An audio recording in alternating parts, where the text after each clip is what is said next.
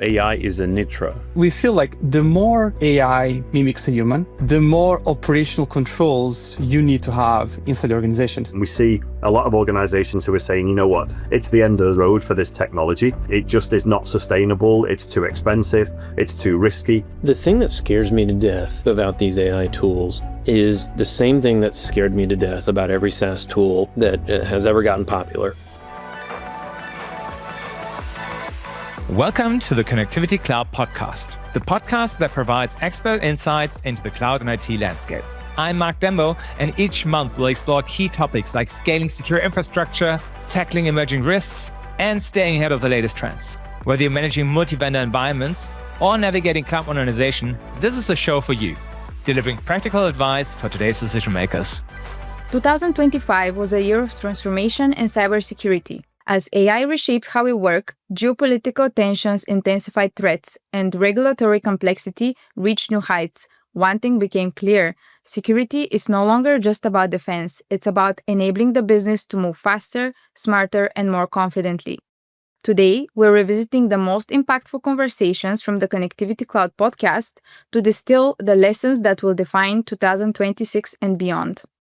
Let's start with a fundamental shift we heard throughout 2025, the transformation of the CISO role from technical gatekeeper to strategic business partner. Olivier Bussolini from Mushreq Bank captured this perfectly.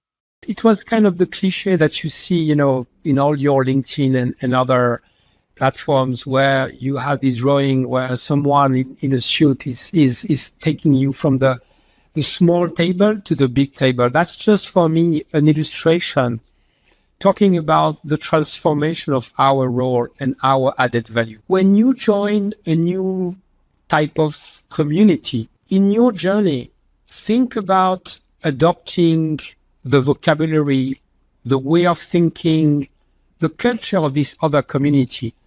I'm not saying that you lose the essence of who you are and what you are bringing to the table, not at all, but you need to understand that you are part of a different culture. I lead the team of security, trust, and safety for the whole group, and the group CISO for the group as well. I would say, look, I have some business I need to solve, regardless security, regardless marketing, regardless products, bringing value, like internal processes.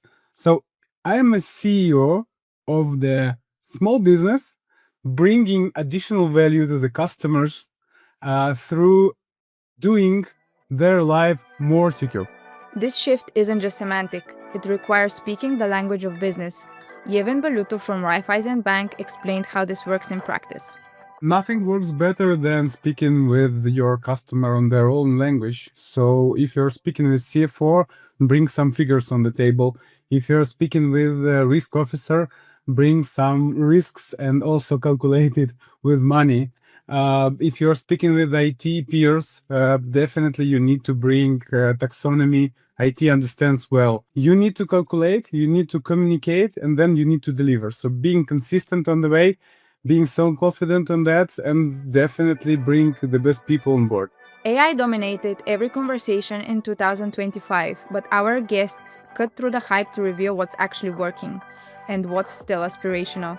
Let's hear from Mustafa Hassanin from SMG Swiss Marketing Group and Sam Rea from Cloudflare on how AI has changed the threat landscape. One of the very concrete things of how AI made things much easier is phishing emails, phishing messages. It writes flawless phishing emails and messages. A lot. And it became easier as well. Because also think of it that way, like from an attacker perspective, you can use WormGPT, you can use, this is also for the audience, this is like a hacker's, let's say, assistant, if someone is using AI, we need to evolve our measures so that we are able to effectively combat that. AI versus AI. The thing that scares me to death about these AI tools is the same thing that scared me to death about every SaaS tool that has ever gotten popular. And it is the careless mistakes we make with integrations or kinds of add-on tools. What terrifies me is somebody in any organization starts using one of these tools, whether it's the enterprise version of OpenAI or something of that nature, and they find some integration or plugin or add-on that very deceptively says, hey, I'm an add-on into your IDE, for example, or in integration with Cursor, pretty easy to read, for example, you name it. And somebody just says, oh, that sounds neat, I'm going to add that in. And the reality is that tool suddenly starts phoning home all the files in your IDE that it's reading because you thought it was this neat little plugin on top of your AI IDE setup. But it's not all risk. Sam and Ansh Ferrari, SVP and CISO at Metro AG, also discussed with us how AI is delivering real defensive value. The biggest trend I've seen is helping people become context aware rapidly. So in some situations I've seen some of the internal tools that we have will help somebody coming into a support ticket suddenly ingest all sorts of information that's been summarized and analyzed by these tools. Maybe the 45 minutes they used to have to do just catching up with all the detail and the complexity is now cut down to 6 minutes, 7 minutes, because all the important points are highlighted for them. One of the main challenges we are facing is how keeping up with all of that. So in the professional space, for me, I see that also in the same manner where I think it can bring a lot of good for the company in finding efficiencies, but also in developing new ideas or developing new business models. The question is how you adopt that at scale. And Vladimir Krupnov from Revolut reminded us that while generative AI makes headlines, traditional ML has been protecting us for years. AI is a nitro, right? It kind of speeds things up. It speeds data analytics, or it allows you to hire junior talent and have them do the job of the senior talent. A recent example from one of the banks in the industry, which I think they reduced the SOC center cost by 70%. Everything related to the data or correlation or data analytics, that's another way of using it. Throughout 2025, a consistent message emerged. The most sophisticated technology stack means nothing if your people aren't empowered and educated. Let's explore this human dimension with Mostafa and Stephanie Cohen from Cloudflare. Huge role, because even now, I'm the CISO of the organization. Am I aware of every little thing? No, right? In my own point of view is awareness and education, or the human factor. Actually, I see it as the first line of defense, not the weakest point. Use AI in the training as well. So use AI in the training, make the training more rewarding, provide an incentive in the training. It's not like a 15, 20 page document that you need to read through. The thing that's most similar is that the people are amazing, right? Like incredibly smart, curious people who are mission driven, who are empathetic, who really want to help. The speed and technology is kind of overwhelming. I can give you whiplash. This idea that you can really test and iterate things with customers, it's so fun to watch. And Pedro Gonzalez, CISO and Managing Director at EQT, warned us about the sophistication of modern social engineering, even when you think you're being careful. We feel like the more AI mimics a human, the more operational controls you need to have inside the organizations. You cannot allow one employee to do a transaction of millions of dollars.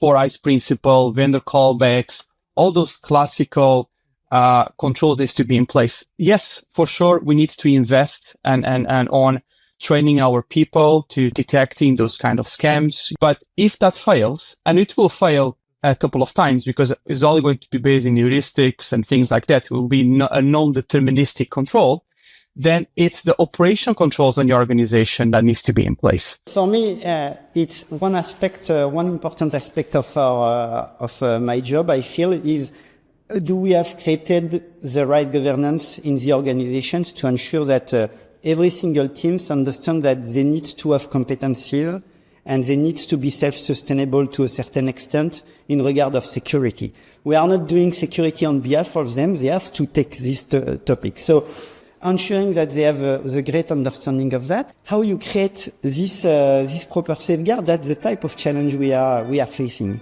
The shift to cloud wasn't just a technology migration in 2025. It represented a fundamental rethinking of how organizations build resilience and agility. Andy Dean from All Saints and Olivier Bussolini from Maastricht Bank shared lessons from the trenches. I think that there's two major shifts that we made. We back in 2019, we transitioned into Google Cloud from a managed supply. We needed to be a bit more dynamic, a hell of a lot more efficient. We needed to kind of absorb new techs really quickly without having to redesign the whole platform. The bigger phase was using our selection of partners and more specifically SaaS tools. We weren't big enough to manage a whole software cycle on multiple platforms. So we kind of made a shift as well, but let's choose the right partners. What's our tech stack like? What does it match? What are we looking to do in the future? In Switzerland, to have those conversations, it's very difficult, specifically when you speak about cross-countries negotiations. But if we can start now and maybe achieve a result in 3 years, 5 years, I don't think we're going to have something before that. That would be great because we would be refocusing more administrative activities of demonstration of the effectiveness of our control to actual defense. Christian Riley emphasized how this transformation changes security fundamentals. Fundamentally, whether it's a bricks and mortar retailer moving into e-commerce, whether it's a full e-commerce, with less bricks and mortar, and we see a lot of organizations who are saying, you know what, it's the end of the road for this technology. It just is not sustainable. It's too expensive. It's too risky. The mistakes I see people make are doing things piecemeal, are not seeing something all the way through, kind of stopping part of the way, and not having the right metrics and accountability to figure out whether or not you're on track or off track. One of the clearest trends in 2025 was the death of the traditional network perimeter. Pedro Gonzalez and Stephanie Cohen explained why Zero Trust isn't just a buzzword, it's a necessity.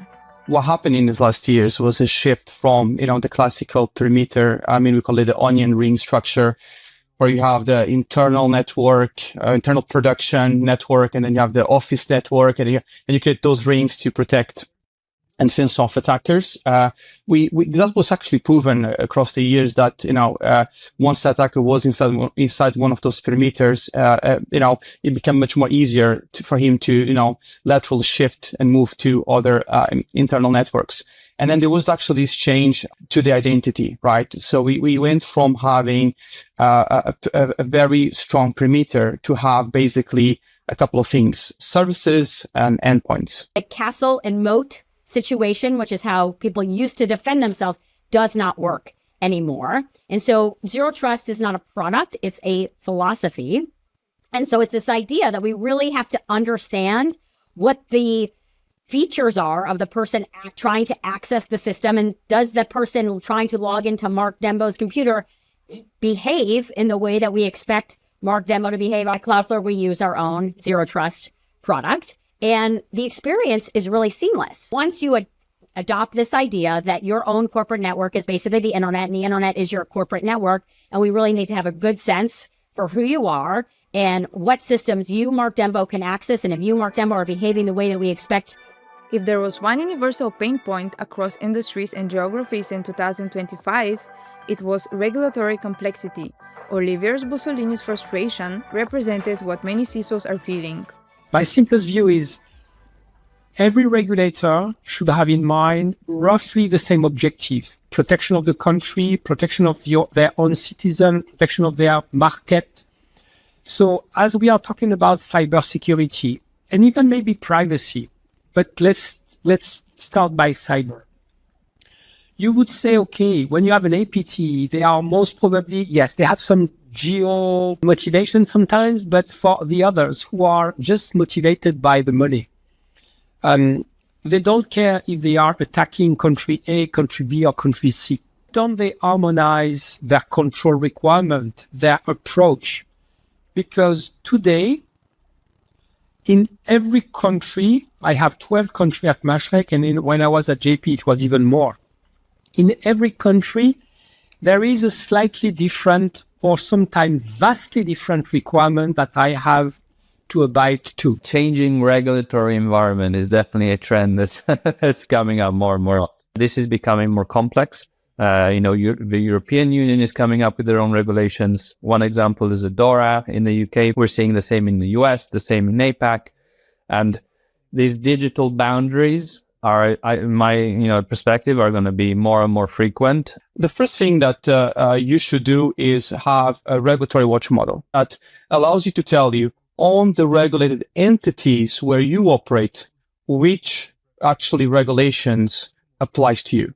It's extremely important that you carve out and scope exactly what it means to you. The second thing, of course, I will do is to try to create a matrix that would touch all these regulations, master framework that is able to accommodate the 3, 4, 5 regulations that you need to be compliant with. Spend 80% of the time on the gap and scoping assessment, and then 20% on execution. As we look toward 2025, the threat landscape continues to evolve in concerning ways.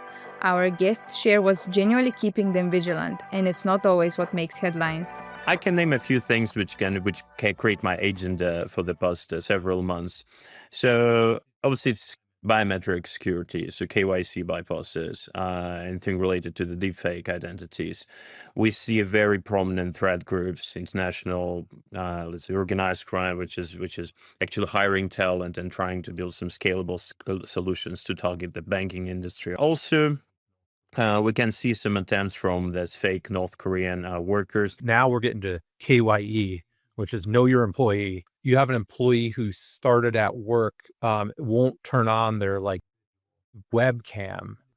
What does that say about that individual? Is that the individual you hired and, checked their identity of, or has that individual changed? We've seen cases where people are passing, background checks successfully, but they're using a fraudulent identity. The whole thing around loyalty programs and loyalty activity. A few years ago, there was a famous attack where an airline had its loyalty scheme compromised. And because there was no sort of real-time detection, loyalty fraud cost companies about $4 billion globally. A compromised loyalty account sells for between $10 and $50 on the dark web, whereas a stolen credit card information only sells for $5. Loyalty accounts were not only, compromised using the password spraying or credential stuffing, they were actually exposed via poor API security and poor API management. But Blake Darsh from Cloudflare brought us back to fundamentals with a reality check that resonated throughout the year. Focusing on an extreme example of a threat, or building as an example like a purple team or a red team to internally red team your infrastructure when you have no two-factor authentication is a waste of time. A lot of it's fueled by, I call it fear-monger marketing, right? Which is people are like, oh, look at this threat, but the likelihood of your business getting targeted by that threat is probably relatively low. Throughout these conversations, Cloudflare's role as an enabler of transformation came through clearly, from protecting content creators to enabling zero-trust architectures to disrupting cybercrime. Let's hear directly from our guests about the impact. We've introduced a feature inside of Cloudflare called AI Audit, where it uses our existing reverse proxy and bot management setup to just go and look for the AI tools that are scraping your content. So we want to first just make it transparent to people, because some people don't mind, right? I don't really mind. My blog about Lisbon is just for me and for fun. It's not a source of income for me. But a lot of people do mind, and they should. And so in that situation, what we've made available to them after this transparent report is a single easy button where they go and they can click that button, and Cloudflare's network will block all AI scrapers immediately. And whether they want to do that as a timeout, just say, look, I don't have a good to allow the bots from just that particular provider to hit your content. We think it's really important. It's free and available to everybody. We think it's one of a valuable tool to making sure that the internet as we know it, an open internet where people want to publish great content, continues to thrive. We have to make sure that they're all for us. So using tools out there that look at our portfolio, our domain portfolio, that check the little bits like SPF records, DMARC records, Cloudflare workers. I have a template that I just add a route to as and when we buy a new domain, and it just pulls in, locks down all the headers, prevents iframes, all that stuff, doing it all on the Cloudflare Edge. And so we do that. We also can add security headers. So rather than configure them at a server layer, again, inside our stack, we can do them at the edge. And this is especially pertinent when we don't have a server for a vanity domain. Over the last 2-3 years, we've worked collaboratively with a lot of different entities outside of even Microsoft, with like Dropbox, just all sorts of different entities where we saw, hey, like a threat actor staging material, like malware, they're trying to use this to infect, this person. And we're seeing a portion of the operation. We reach out and we're able to get cooperation from other partners that are interested in stopping that operation to really stop attacks on people. As we close out this compilation, I asked our guests to share their advice for the year ahead. Their wisdom spans technology, leadership, and mindset. First part is answering a question you didn't ask. Not everybody should be managers. That's the thing. Second thing, forget taxonomy. Nobody cares. To be frank, nobody cares. If you want to switch from individual contributor as an engineer, as a part of the team, to something bigger, when you forget taxonomy, start to think like a customer, start to think like your stakeholder, and start to think like your shareholder. If you will treat your feature or product like full-scale product, you will succeed. Really, the way to communicate with my peer is to really think about what matters for them from in their day-to-day job, what they understand of what is important in the company, and how I can connect everything we do to that. Because without that, you can't get interest on the topic, and you can't caught the attention of people or why it's important to do something or why they shouldn't do something. The other thing is that I think one of the big weaknesses of cybersecurity teams is that we are super risk averse and we see risk everywhere. That's true. But the life is risky, and our colleagues and my peers take risk every day on everything. Having gone through my own transformation and then worked with many other companies on many others, there is no end to transformation. I think what we still have a lot of is resistance to change and a lot of legacy mindset. As we have, a shift now where there's an older demographic moving out of the workforce and ever younger demographics coming in. I think if organizations can find and strategically deploy those change agents, I think that's where we really see great successes in transformation. Get out, talk to people. And don't just talk to people in your own sector, but talk to people in other sectors. Because again, no one knows what the answer is, but the answer is out there, right? And the future shows up unevenly. Find great partners, not just vendors, but find great partners. In a time of so much change, it's unlikely that what you're using a company for today is what you're going to use them for tomorrow. As we step into 2026, the lessons from these conversations are clear. Security leaders are no longer gatekeepers, they're business enablers. AI is both challenge and opportunity, demanding we stay curious and adaptable. The human element remains our greatest vulnerability and our greatest strength. And perhaps most importantly, transformation isn't a destination. It's a continuous journey that requires the right partners, the right mindset, and the courage to challenge conventional wisdom. I want to thank all of our incredible guests from 2025 who appeared on the Connectivity Cloud podcast. Your insights have shaped how thousands of security and technology leaders think about their work. And of course, thank you to Cloudflare for making this podcast possible and for continuing to push the boundaries of what's possible in security, performance, and reliability on the internet. Here's to secure, innovative, and transformative 2026. Stay ahead of the curve, stay connected, and stay secure.